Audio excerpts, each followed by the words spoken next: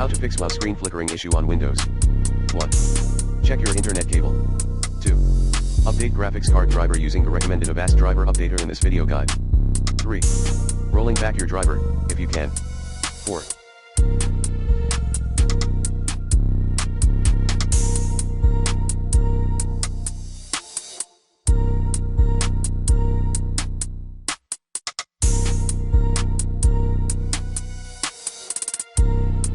Change the screen refresh rate in advanced display adapter properties.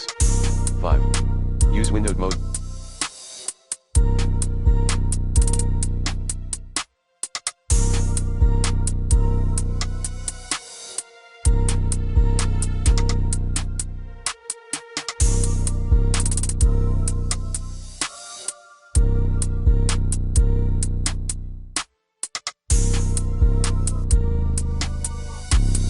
By turning off disable full screen optimizations. Like this.